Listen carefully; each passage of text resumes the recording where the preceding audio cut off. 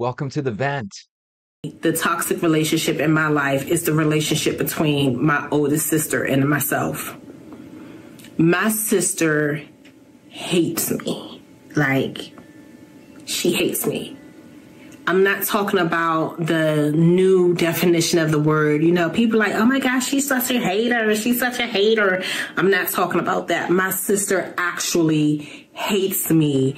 The original definition of the word. I don't know why she hates me.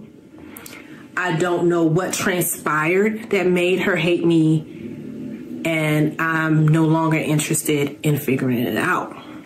When I was young, I used to think, oh, that's just sibling rivalry. You know, like you watch The Cosby Show and let's say Denise and Vanessa, they've been beefing, and then Claire will tell Cliff, oh, that's just sibling rivalry. And then the next episode, they're back friends.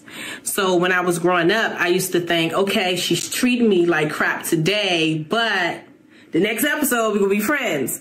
And it's kind of sad because I've always loved my sister. Like growing up, oh my God, I used to adore her. I just wanted to be her. There was a lot of favoritism and colorism in our house. So growing up, I used to think my sister was so pretty because she was lighter.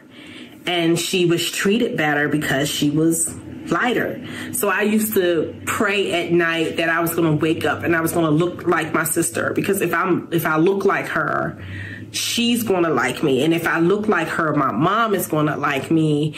Wow, what a heartbreaking statement, but so deep. This YouTuber is chasing Gina. The name of this video is My Sister Hates Me. There's a lot of families out there where they have relatives they don't get along with. If this sounds like you and you have a sibling that you don't get along with, let me know down below. I had an uncle growing up because I grew up in a house with my grandmother, my mom, and my two uncles. And I had an uncle, Jeff, that I saw in that same way that Gina's describing, where I just thought the world of him. And then as we both grew up, because my uncle wasn't that much older than me, all of a sudden I kind of started to see the true colors, and I didn't really see him in that same light. She was lighter. She was treated better. So I used to envy her. I used to just want to be her. And then the way she dressed and used to do her hair, I wasn't allowed to do those things. So I used to think she was just so cool. And she used to hate my guts. Like, she's done so many things to me. From childhood, being a teenager, being an adult, she's done so many things to me. I don't even think YouTube allows videos that long.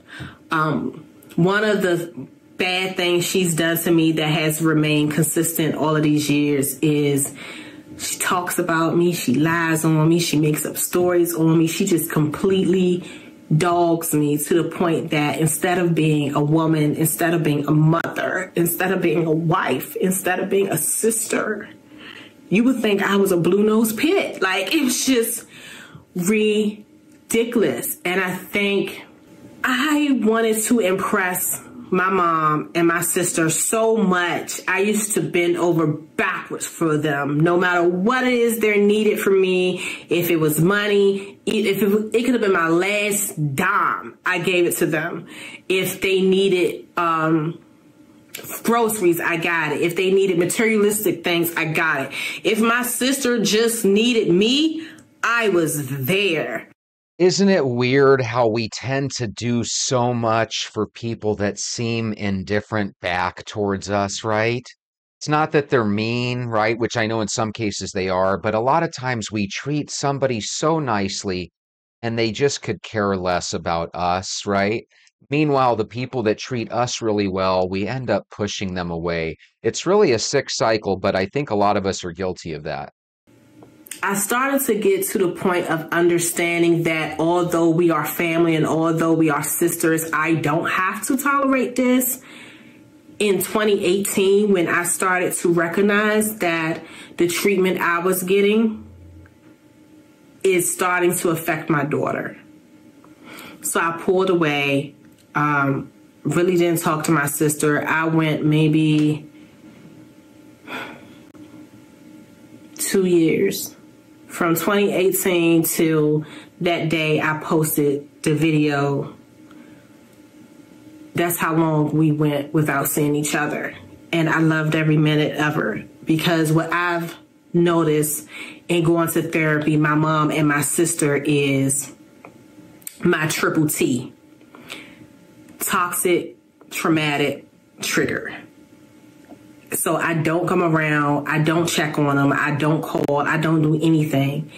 The last straw happened this year.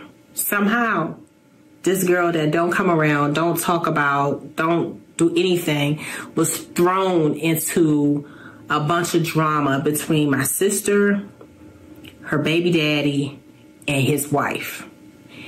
And the final straw came when his wife contacted me. Now, I knew my sister was selfish and she feels like the world revolves around her, but this just kind of took the cake. Somehow this lady that I never even met know all of my business. She's like, yeah, your sister feel like you're trifling because you don't take care of her, you don't help her. You own a home, you own vehicles, you have a career, your daughter go to an expensive college, and you just letting her settle for the hood. And I'm just like, why do I gotta take care of my sister that's knocking on 50 years old? Like, why do I have to do that? And I'm just like, well, if that's how she feels, she can feel. I'm thinking that's going to be it. And then the lady was like, well, she said it's okay because you're getting your karma now. And I'm like, my life is good. What she think like karma? And she was like, your karma is that you can't have any more children and your sister can, and you're angry at that. And my heart dropped. I'm like, what? Why would I have to be angry like that? And how can my sister just tell people my business like that? Christmas just passed. Still haven't talked to my sister, but I wanted to make sure my niece had something for Christmas, even though I really wasn't in the Christmas spirit. If you are still in the life of your nieces and nephews and you're still Aunt Gina to them and you still have that relationship, I think that's awesome. The thing that scares me a little bit about therapy, and the thing that scares me a little bit about the way people are nowadays, is when you cut people off for X amount of years, right? It kind of shows something about yourself that you're kind of holding on to grudges, right? So yeah, is it good to get toxic people out of your life? Yes. But do toxic people ever change? Sometimes people do kind of mellow out as they get older.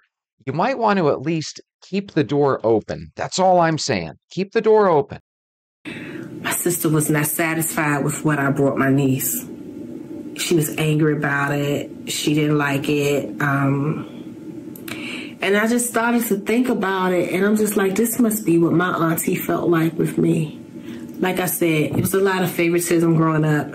So I was left without, I was forgotten about a lot in my childhood. If I did not have my aunt, baby, I don't know what my life would be today if I did not have my auntie. So no matter what my sister goes through, I try to still be there for my niece and my nephew because my aunt was there for me. And it's to the point where you have to ask yourself, okay, that's cool, but when is enough, you know? Because I'm out here trying to be everything I can be to my niece and my nephew. Meanwhile, my daughter don't have that. None of my siblings are in my daughter's life except my little brother. So that is a tough deal, right? When there's no reciprocity. But who loses out on that? You know who I say loses out on that? Her sister that doesn't want to be in her nieces and nephews' lives. Meanwhile, Gina here is choosing to be in her nieces and nephews' lives. Therefore, Gina is the winner. But sometimes our brains tell us that we're losing in things because we're not, met 50-50, right? But at the same time, if you're not going to have your sister in your life, then what's it matter if she's in the lives of your children, Just my thoughts, my 2 cents. What auntie do she have to call, to do anything? I'm expected to take care of all of these people None of these people even check on my daughter. How's college going? How is this going? How is that going? Like, it's just so one-sided. And it's like I've walked around feeling so numb about it for so long that it's kind of uncomfortable now to feel the hurt. And the hurt is becoming anger. And I don't know what to do with it. I know the perfect thing to do with it, and it's going to sound weird, but I suggest going for a walk. Number one, when you take a walk, you can kind of bring things down to earth. Number two, a lot of times the best way to get through things is to pick up the phone and communicate because you never know what's holding you guys from getting a connection going. You might be unaware that your sister might have something against you from 10 or 15 years back that you guys just haven't resolved yet, and it could be fixed with a phone call, potentially. Sometimes families really can't get together, but either way, if you walk, a lot of times you can kind of mellow out and come up with a game plan. And again, as far as your nieces and nephews are concerned, if you're in their lives and they're in your life, that is a win. I think sometimes in this country, especially, we think of things in the wrong way. With that being said, I want you guys to go to Chasing Gina's YouTube channel, subscribe, and I want you guys to watch the last 4 minutes of this video here. I think you'll find it fascinating. And anyway, I hope you guys come back again tomorrow when we check out what another YouTuber is venting about. We'll see you then.